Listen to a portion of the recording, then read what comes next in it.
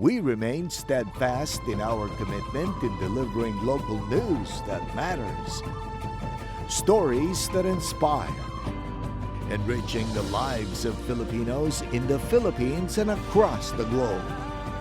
This is your GMA Regional TV. Buong puso para sa Pilipino. Ang mga pinakamalalaking balita ngayong Martes. Mananakit sa 10 taong gulang na bata na huli kami. Halos 50 pulis na nakadestino sa Bamban, Tarlac, sinibak sa pwesto. Presyo ng bangus dagupan, apektado raw sa pagpasok ng ibang bangus mula sa karatig lugar. At mga buntis, rumampa sa Batak City.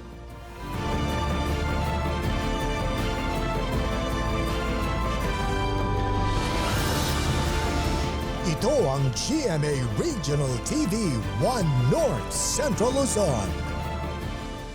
Masantos siyang aram na imbaga malem maya pagat panapon kapuso. Narito na ang One North Central Luzon. Hatid namin ang mga pinakamalaki at pinakahuling balita sa Hilaga at Gitnang Luzon. Live mula rito sa GMA Dagupan Station, ako po si Chris Zuniga.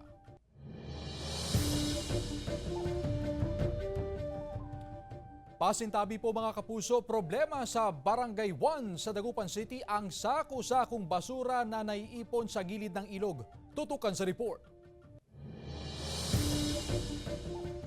Kita ang mga nakalutang na basura sa ilog sa bahaging Magsaysay Market sa Dagupan City na nagsisilbiring daungan ng mga pampasaherong bangka.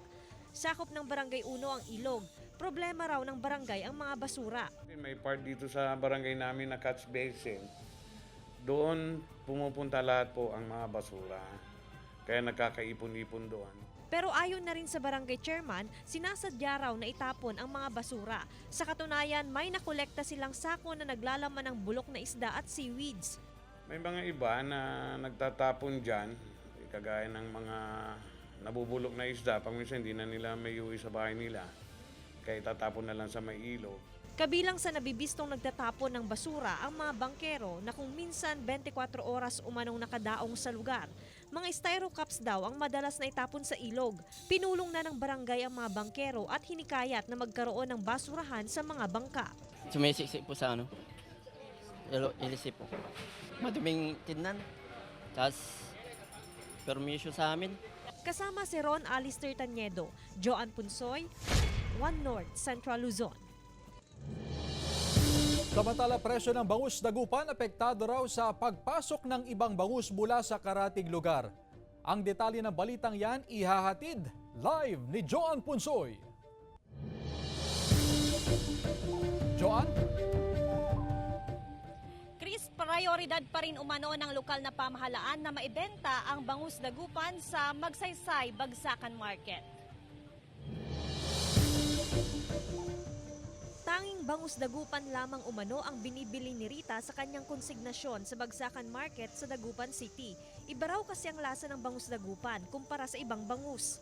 Maliit po ang ulo niya, saka hindi pantay ang buntot. Mas malasa po ang bangus dito sa atin. Pero hindi lang bangus dagupan ang ibinabagsak sa lungsod. Meron ding nanggagaling sa ibang lugar. Aminado si Aling Rita na dahil dito, naapektuhan ang presyohan ng bangus dagupan. Pag maraming bangus na dumarating dito, bagsak din ang mga presyo. Bumababa ang presyo ng bangus dagupan. Doon apektado. Kasi mahal na ngayon ang mga pinakain nila. 80 banyera lamang ng bangus dagupan ang dumating sa pinagtatrabahuang konsignasyon ni Alan. Kulang daw ito sa dami ng buyer, kaya kumukuha din siya ng supply sa Western Pangasinan. May pagkakatulad tataas din. Pag hindi magsabay-sabay yung maglalabas. Ang presyo ng bangus ngayon naglalaro sa 120 to 130 pesos ang kada kilo. Pinapalakas daw ng City Agriculture Office ang kanilang programa upang mabigyan ng prioridad sa merkado ang bangus dagupan. Pinapaigting din ang paglalagay ng tag sa bangus dagupan. Hindi naman daw ipinagbabawal ang pagpasok ng bangus mula sa karating probinsya basta may auxiliary invoice at iba pang legal na dokumento. May ordinansa rin kaugnay sa schedule ng pagpasok ng mga bangus mula sa ibang rehiyon. Nandito naman tayo sa bayan ng Calasiao, Chris, at kanina nga ay nag-ikot tayo sa pamilihang bayan upang kumustahin naman ang presyohan ng mga pangunahing bilihin. Gaya na lamang ng mga gulay, ilan sa mga gulay ang nagtaas ang presyo, samantalang ilan naman ay bumaba ang presyo. Pero pagdating nga sa lowland vegetables, stable nga raw itong presyohan, bagamat merong ilang gulay na nagtaas pa rin nga ng presyo.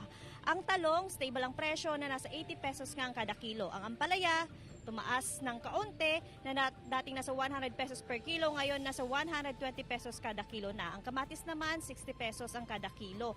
Ang sigarilyas, mataas din ang presyohan na nasa 200 pesos ang kada kilo na dating nasa 160 pesos ang kada kilo. Ang okra naman ay mabibili sa 80 pesos ang kada kilo. Ang highland vegetables, karamihan sa mga gulay, tumaas nga itong presyo. Gaya na lamang ng patatas na dating mabibili sa 80 pesos kada kilo, ngayon mabibili na sa 120 pesos per kilo. Ganon din ang carrots na nasa 120 pesos ang kada kilo na dating nasa 80 pesos itong per kilo. Ang cabbage tumaas din, 40 pesos dati, ngayon 60 pesos na ang kada kilo. Stable naman ang presyohan nga ng radish, sayote at wombok na mabibili sa 100 piso kada kilo. Tumaas din nga itong presyo ng Baguio beans na mabibili na ngayon sa 200 pesos per kilo na dati ay 160 pesos per kilo. Stable din ang presyohan ng mga pampalasa. Gaya na lamang ng pulang sibuyas na nasa 120 pesos ang kada kilo. Ang puting sibuyas naman ay nasa 100 piso itong per kilo. Ang bawang, 160 pesos per kilo. Ang siling panigang, 120 pesos per kilo. Ang siling Taiwan, mabibili sa 240 pesos per kilo. Ang luya, mataas pa rin ang presyohan na dating mabibili sa 160 pesos per kilo pero ngayon nga ay nasa 200 pesos na itong kada kilo. Marami ang factor, Chris, kung bakit gumagalaw itong presyohan ng mga produkto. Isa na riyan itong ang pagtaas din sa presyo ng langis at meron din daw factor nga itong pagtaas din ng toll sa mga expressway. Lalo't ilan sa mga supply ng gulay ay nagmumula nga sa south. Chris? Maraming salamat, Joanne Punsoy. Kita sa CCTV footage ang dalawang batang ito habang nakaupo sa labas ng isang bahay sa barangay Nan Kalubasaan, Umingan, Pangasinan. Maya-maya pa dumating ang isang lalaking nakahubad at biglang sinampal ng ilang beses sa batang lalaki. Sa report ng Umingan PNP, dumugo ang tenga ng batang lalaki dahil sa sunod-sunod na pananakit na kanyang inabot. Sa investigasyon, napag-alaman na ang lalaki ay tatay ng kanyang kalaro. Nagalit daw ito matapos na agawin ang laruan ng kanyang anak. May 31 nangyari ang insidente at June 3 na nai-report sa PNP. Sinusubukan pa ng GMA Regional TV 1 North Central Luzon na kuhanan ng pahayag ang pamilya ng bata. Pero ayon sa PNP, nauwi sa regular filing ang kasong child abuse na posibleng kaharapin ng 39 anyos na lalaki. Rider patay matapos sumalpok sa kalesa ang minamanehong motorsiklo sa Vigan City. Yan at iba pang balita sa pagtutok ni Ivy Hernando. Pauwi na sana ang 24 anyos na si Antonio Navarrete Jr. sakay ng kanyang motorsiklo nang masalpok ang sinusundang kalesa sa Quirino Boulevard sa Vigan City. Idi intaray da iso na ijay hospitalan. Awang po nan ma'am pumatosan as in ulo na crack na kasla imunag. So nga na pantidara nga ado jay utak na. Patapos DJ barokong na ma'am, na durog-durog kasi DJ panakay to pa na ijay kalesa siguro ma'am. Matapos ang isang araw sa ospital, nasawi ang biktima. Ayon sa pulisya, posible raw na mabilis ang patakbo ng biktima na may dala namang helmet pero hindi niya sinuot. Nakabaliktad sa kalsadang asul na sasakyang ito ng respondehan ng autoridad sa Vigan City. Buti raw at nakalabas agad ang driver nito. Sasagutin umano ng driver ang pinsala ng nabanggang van. Nagka-yupi-yupi at wasak ang ilang bahagi ng kotseng ito matapos sumalpok sa isang poste ng kuryente sa Vigan City. Sugatan ang driver ngunit ligtas na ang lagay. Ayon sa pulisya, nakainom ang driver nang mangyari ang insidente. Nagtulong-tulong ang mga residente upang ma-rescue ang mga sakay ng van na nahulog sa bangin sa bahagi ng Barangay Dalimag, San Isidro, Abra. Sugatan ang 4 na sakay ng van. Patuloy ang paalala ng mga otoridad na maging maingat sa pagmamaneho at tiyaking nakakondisyon ang sasakyan. At kung sa tingin na may inaantok ang driver, mas mabuting itabi muna sa kalsada upang maiwasan ang disgrasya. Ivy Hernando, One North Central Luzon. Matapos magpositibo sa surprise drug testing ang ilang empleyado ng mga DAN-LGU, agad daw silang isinailalim sa Drug Rehabilitation Program sa pasilidad ng Region 1 Medical Center Drug Treatment and Rehab Center sa Bunuan, Bilok, Dagupan City. Layunin daw nito mabigyan ng pangalawang pagkakataon ng mga empleyadong nagpositibo sa Drug Dependency Examination ng DOH. Sasailalim sa 6 hanggang 8 buwang rehabilitasyon ang mga naturang empleyado na hindi sinabi kung saang departamento at hindi rin pinangalanan ng LGU bilang paggalang sa kanilang karapatan. Samantala, mga naggagandahang buntis rumampa sa Batak City. Tunghayan sa ulat ni Gab De Luna. Siyam na naggagandahang buntis ang rumampa sa Gandang Buntis ng Batak 2024. Bida ang mga baby bump. Kanya-kanya sila ng flex ng kanilang preggy figure. Bahagi ito ng Buntis Day celebration ng syudad. Nag-uwi ng corona ang 4 na buwang buntis na si Inak Tumamaw na tubong barangay Kiling Sur. Sabi ko sa sarili ko, ito ay magiging great experience po as being first-time mother. So, napaka-fulfilling po bilang isang ina na kapag lumabas na po ang aking magiging future baby, may mga i-share po akong memories namin together while nasa womb ko. Pa po siya sa akin. May kanya-kanya po tayong timeline na papalarin po tayo ng Panginoon ng anak. So, ingatan po natin yung precious gift na binigay sa atin ng Panginoon. Nagkaroon din ng lecture sa ligtas at wastong pangangalaga ng sanggol sa sinapupunan. Binigyang din ang kahalagahan ng prenatal check-up para sa kalusugan ni baby at mga ina. Dumalo rin ang iba pang buntis na nabigyan ng maternity kit. Gab De Luna, One North Central Luzon. Ito ang GMA Regional TV 1 North Central Luzon.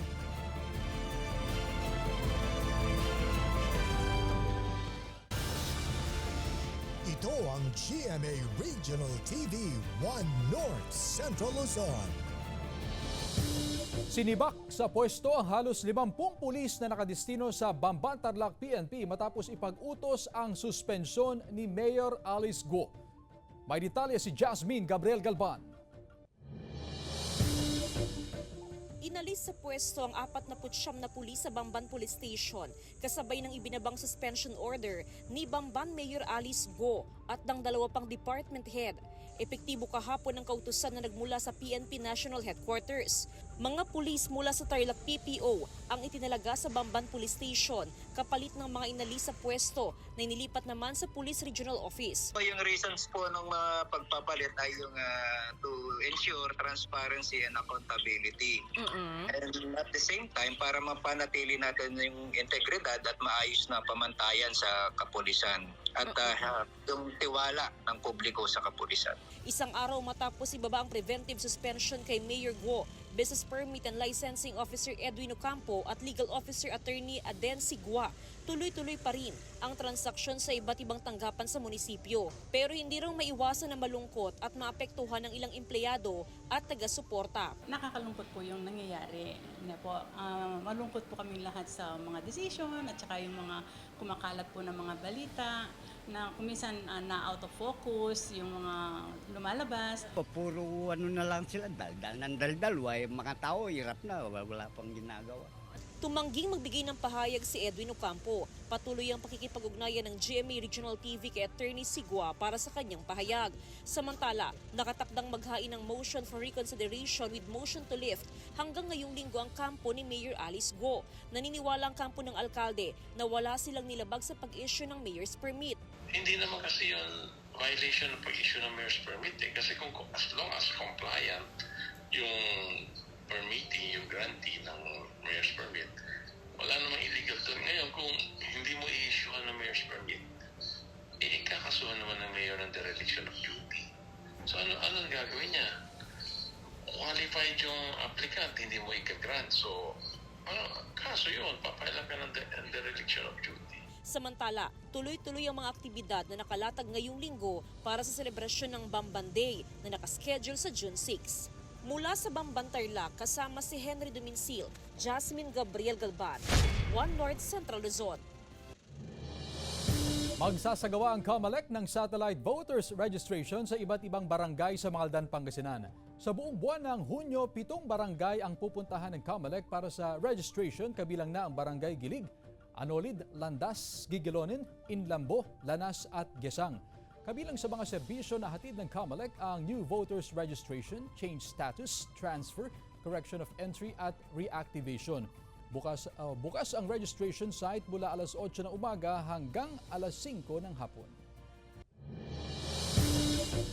Samantala, lagay ng trapiko sa sentro ng Calasiao, Pangasinan. Alamin natin sa live report ni Joan Punsoy.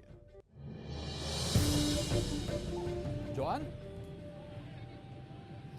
Chris, mag-alas 5:30 na ng hapon at ipakita lang natin itong sitwasyon sa isa sa mga kakalsadahan nga dito sa bayan ng Calasiao. Ito yung main thoroughfare nga ng mga sasakyan na paikot sa lungsod ng Dagupan at papunta naman sa may Villamil Bridge. Dito nga dumadaan itong mga pampasaherong jeep na galing San Carlos, Bayambang at saka Malasiki.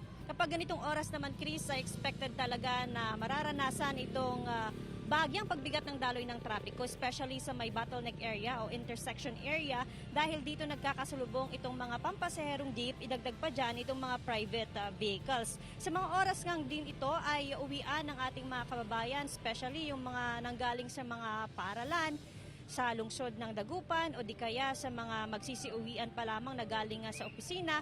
So expected po kapag kayo pa lang ay paalis sa inyong mga opisina ay ganito yung mai-experience na traffic build-up, particularly dito sa may poblasyon area. Dito lang po yan sa may malapit sa munisipyo at harapan ng palengke. Pero nakita naman natin, Chris, na maraming mga poso enforcers na nakatalaga dito sa lugar upang manduhin o kaya gabayan ang mga motorista sa kanilang paglalakbay. Actually, sa may Villamil Bridge, kapag dadaan naman doon ay medyo okay na yung traffic flow at hindi na ganon kabigat. Kaya naman sa mga kapuso nating paalis sa mga opisina nila, mag-ingat po sa pagmamaneho. Chris?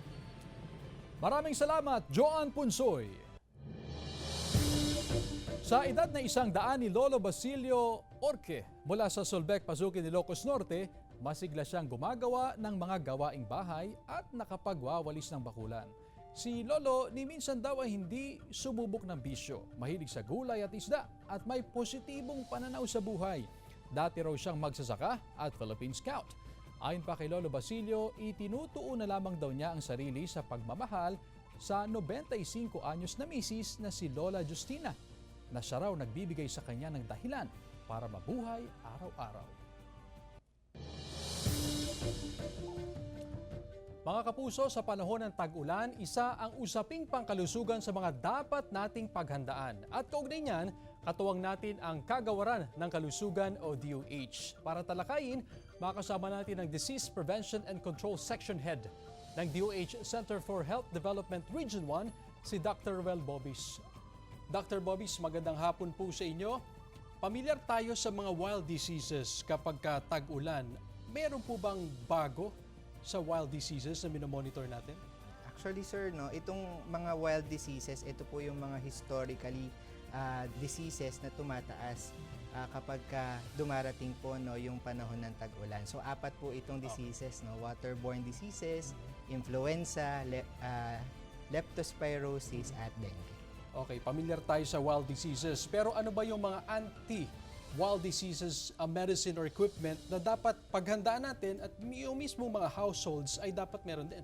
Unang-una po, no, para doon sa ating influenza-like illness, kailangan natin ng bakuna. So, pinopromote po ng Department of Health yung pagbabakuna natin, especially po sa influenza vaccine. So, ito po ay nakakapagbigay ng protection against influenza and different kind po ng influenza-like illnesses. Unahin natin yung bakuna. Nabanggit niyo po, sapat ba yung bakuna natin at yung effectiveness nito? Meron po tayong supply ng influenza vaccine. Ngayon po, dahil ang ating priority ay yung ating mga senior citizen, sila po yung binibigyan natin ng libreng bakuna against influenza. Doc, yearly sabi nyo ay may mga pagtaas po gradually ng mga cases natin, specifically wild diseases. So sakali po naman na tumaas po ngayong taon, lumobo po, ano ang ginagawang paghahanda ng mga especially mga rural health centers natin. Kasi may mga report tayo minsan na walang bakuna o walang sapat na gamot. Yan po ba ay na-address na ng DOH? Yes sir, no. Actually yung ating pagbabakuna, sinimulan po natin yan long before no na magkaroon tayo ng pag-ulan. So nagbabakuna na po tayo ng influenza doon po sa ating mga vulnerable population. Patungkol naman po sa dengue at leptospirosis, maging yung ating waterborne diseases, nakahanda na po yung ating mga ospital, yung ating mga rural health center para tumanggap po no ng mga pasyente. Siguro mensahe na lamang po sa publiko para po paghandaan natin itong tag-ulan. Ang aming pong paalala para sa ating mga kababayan, unang-una, tangkilikin po natin ang pagbabakuna. Kung hindi pa po kayo nakakakuha ng inyong vaccine, pumunta po sa inyong mga RHU at CHO para magtanong po ng schedule ng pagpabakuna. Pangalawa, panatilihin po natin ang kalinisan ng ating kabahayan para po makaiwas tayo sa dengue at leptospirosis. At lagi po nating titiyakin na ligtas po ang sources ng iinumin nating tubig at ligtas po na ang pagkaagawa ng ating mga pagkain upang makaiwas po tayo sa food and waterborne diseases. Mga kapuso, nakasama po natin si Dr. Ruel Bobis mula sa CHD Region 1. Maraming salamat, Doc. Thank you so much.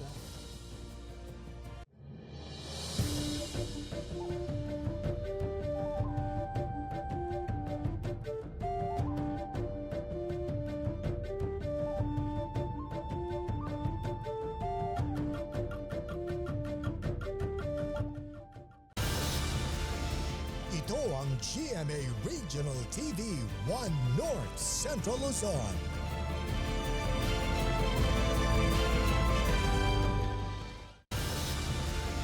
Ito ang GMA Regional TV 1 North Central Luzon. Naka-monsoon break pa rin tayo mga kapuso at patuloy ang pag-iral ng frontal system lalo na sa bahagi ng Northern Luzon. Posible rin ang ulan sa iba pang lugar dahil sa localized thunderstorms. Sa datos sa Metro Weather, mataas ang tsansa ng ulan sa malaking bahagi ng Northern at Central Luzon at may malalakas sa Apayao, Kalinga at Nueva Ecija. Maging alerto po sa banta ng baha o pagguho ng lupa. Bahagya namang mababawasan ng ulan pagsapit ng gabi. Posible rin ang ulan sa iba pang bahagi ng bansa. Lalaking kumatay sa aso sa Baguio City para sa graduation celebration kinasuhan ng paglabag sa Animal Welfare Act. Narito ang report.